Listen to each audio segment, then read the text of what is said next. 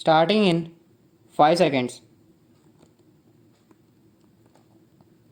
We are meeting after a year to discuss our common problems. As you are aware, the Indian Historical Records Commission deals with all kind of historical records. The scope of our deliberations is therefore wide and extensive. It will, however, be of advantage to confine ourselves to matters of first concern, and I am sure you will agree that these relate to questions affecting the national archives.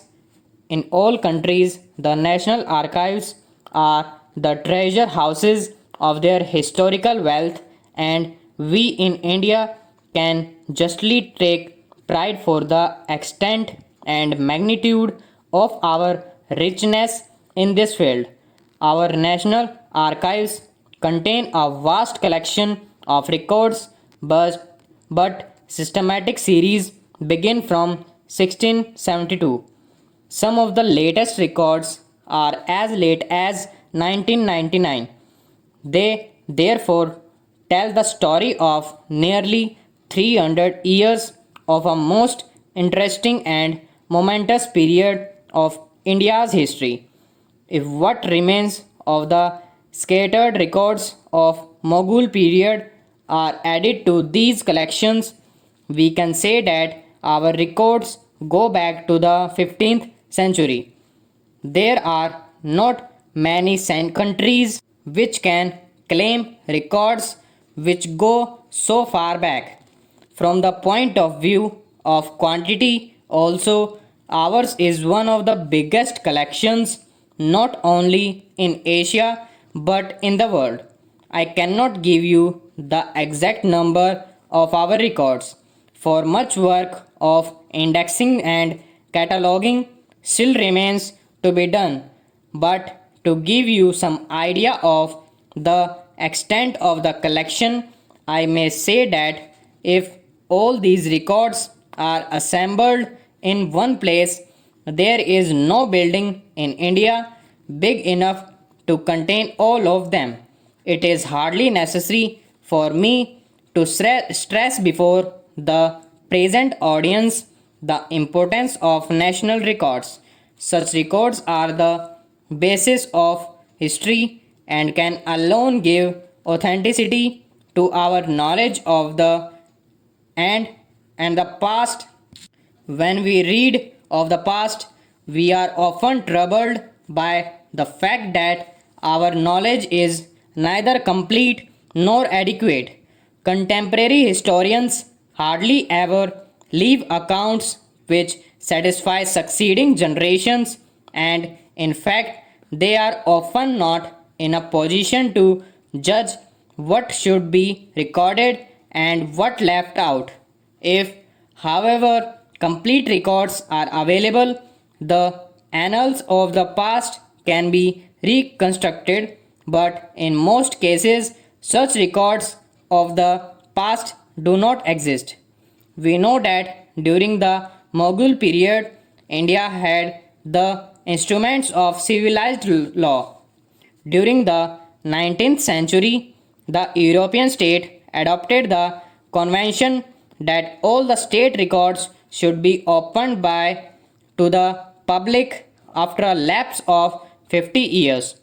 The records of the Napoleonic era were thus released to the public in about 1870. The Napoleonic era was a period of great progress in different fields, and it was described contemporaneously by many well known historians. In fact, all the known methods of history writing were used in making the Napoleonic period vivid to the public of the day. But even then, when the official records became available in 1870, it was found that our knowledge of the period was both enriched and altered. Much new light was thrown on obscure incidents and happenings. Many old opinions had to be revised in the light of the new information. Similarly, the official papers relating to the so called Indian Mutiny of 1857 were released in 1907.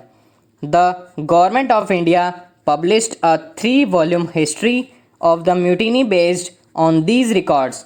It is true that this book was written from the British point of view and did not therefore do full justice to the Indian participants. It is therefore necessary that these records should be examined afresh and a true account of the period written in as objective a manner as possible. Even then, the official history, which was based on these records, revealed many facts that were previously unknown and corrected many of our wrong ideas about the different characters who participated in these momentous happenings. These two examples show how essential records are for a true interpretation of history. If, however, the records are to be utilized to the fullest extent, it is necessary that they should not only be preserved but also arranged and classified systematically. There must also be sufficient number of scholars with the necessary knowledge and scientific attitude to take full advantage of the information contained in them. In our national archives, we have an immense storehouse of such records, but two things have stood in the way of our utilizing them fully. One, we have not been able to make arrangements for all the records to be kept in one place, and two, we have not been able to appoint the staff necessary for the completion of the work of classification and indexing of the available records. In 1998, I had intended that the Government of India should undertake this task at an early date, and accordingly, a scheme was drawn up for the improvement of the tempo and the quality of the work later. Stop.